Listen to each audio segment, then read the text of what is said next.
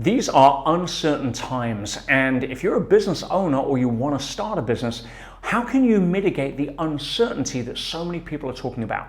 My name is Peter Sage, and on this video, I'm going to share with you the best of what I've learned in 3 decades and growing businesses in every kind of economy or climate or recession so that you can learn how to crush your business no matter what's going on in the outside world rather than be crushed by it.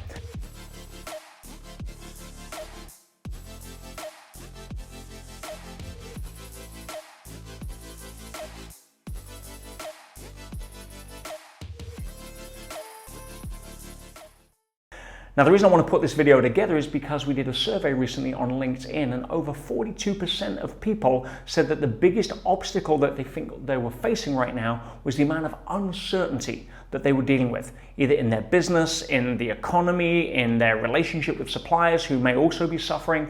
So how do you deal with uncertainty? Well, we share 3 tips. The first one is to understand the role that uncertainty plays and your ability to deal with it, because I've been asked for many years, what's the #1 characteristic of successful entrepreneurs? And without doubt, it's not persistence and desire and the right kind of business plan. All those can play a role, but the people that I've seen thrive are the ones that know that uncertainty in dealing with it is the master skill to learn. And I'll give you an example. I heard the late great Bob Proctor once say that, over the last 5,000 years, you can predict what's going to come over the next 5,000 years. And it's always the same 2 things: challenge and opportunity. If you don't know how to handle uncertainty, you're going to be looking at the challenges and you're going to get crushed by them.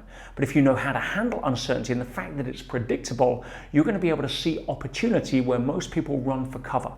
And one of the key distinctions on that is to actually check out the shape of your butt. Yes, my second tip is check out the shape of your butt. Now, what do I mean by that? I don't mean go to the gym and start doing squats and all of that kind of stuff. I mean the language that we use on ourselves is very powerful.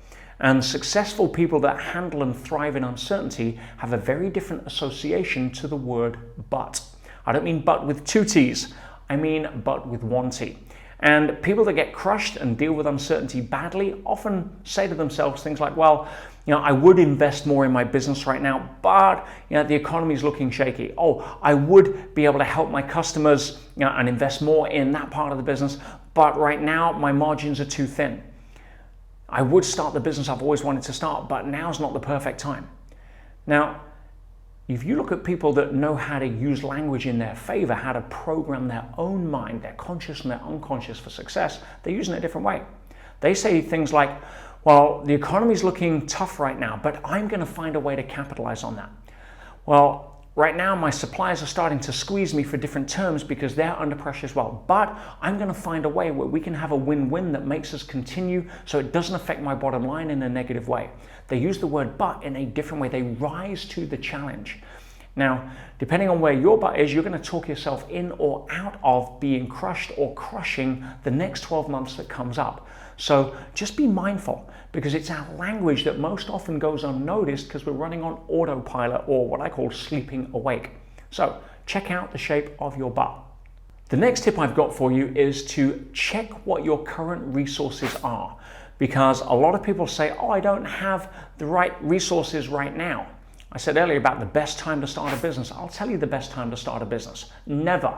That's like asking a parent when's the best time to have kids. There's never going to feel the perfect time where you have the right amount of certainty to say, okay, now I'm ready to have kids.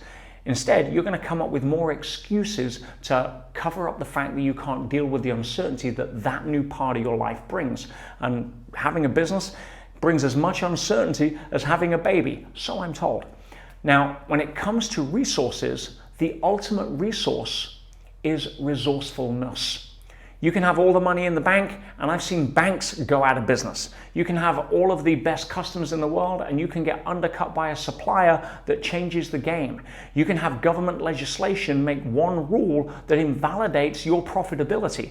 So, it's what are your resources? You can think you've got all of your ducks in a row, and everything can change in a heartbeat. I'm a big fan of Formula 1, and everything can change in 1 lap, depending on somebody making the corner or not. So when it comes to businesses, resourcefulness is your biggest resource. And the best way to use that is to check who are you surrounding yourself with. There's a strong tip in business that I can give, which goes like this. It's not what you learn, it's who you learn it from.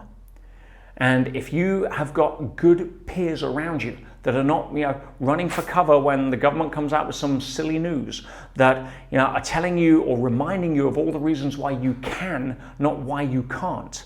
If you've got a strong peer group, that is one of the best resources that you can actually put together. And if you haven't got one, get resourceful and start looking for people that think the way that you do. Also, mentors.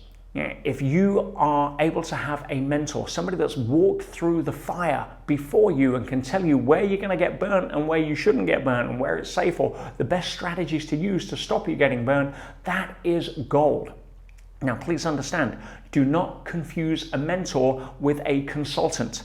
A consultant is somebody that is most likely going to give you an opinion. A mentor is somebody that can give you advice. And knowing the difference between those two can be the difference between going out of business and thriving in one. Let me explain. Advice is something that is given to you by somebody who's achieved what you want to achieve in a similar market or a similar economy, or walked down a similar path, that's faced the obstacles you're looking to face and has got through them either successfully or has learned what not to do. Can be just as valuable. And they're willing to share that advice with you from first-hand experience without asking for a fee or some sort of commercial or hidden agenda.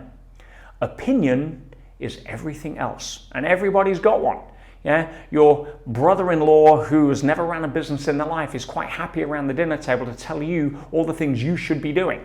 We get that, it's part of life.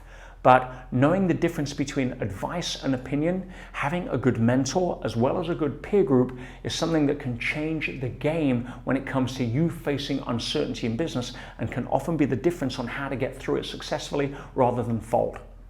The final tip I'll share with you on dealing with uncertainty is to remember your why. Why did you get involved in business in the first place? Or why did you want to start?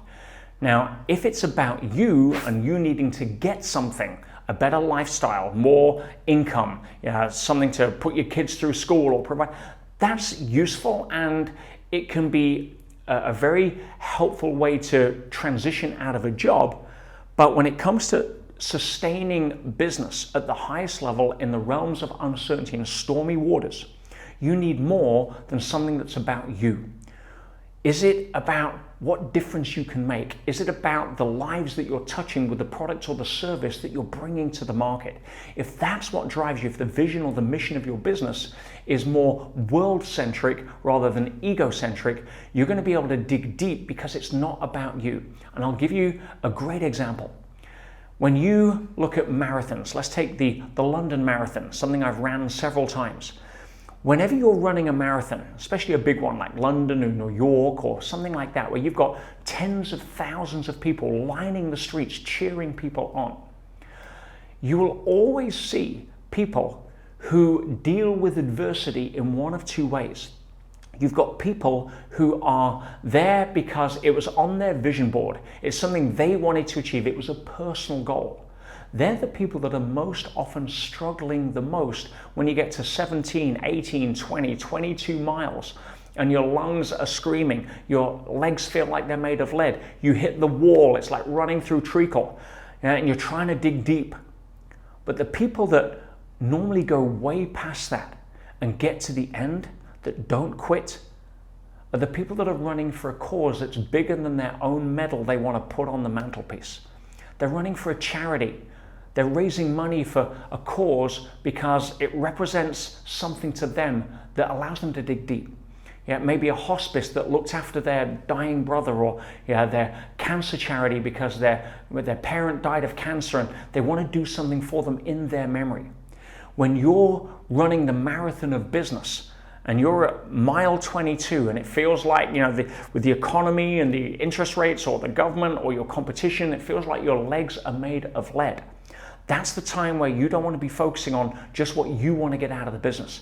You need to remind yourself why you're here. What difference are you making? Who are you raising the money for? Who are you running for? Who are you trying to impact, and what difference is it going to make to them? Because that will tap into a place where you can ride through the storms of uncertainty at an entirely different level. That's my biggest tips. If you'd like to learn a lot more about how entrepreneurs in the trenches are rising to the challenges with a smile on their face rather than as a struggle, people that are sailing through the river of life no matter what the winds, then click the link below. It'd be an absolute honor to share with you some of the mistakes I've made over the years that have cost me millions, tens of millions of dollars that you don't have to make, so I can give you the advice rather than the opinion of somebody that's walked that path. If you want to know how to make the tricks and the tips of shifting your psychology just a few degrees, like changing one word or the meaning of it, like the shape of your butt, and how that can transform your business, then again, click the link below, and it would be an absolute pleasure to be able to help you build the business of your dreams, so that between us doing what we do, we can help make the world a better place by impacting it at a higher level. Click the link now, and I'll see you on another video soon.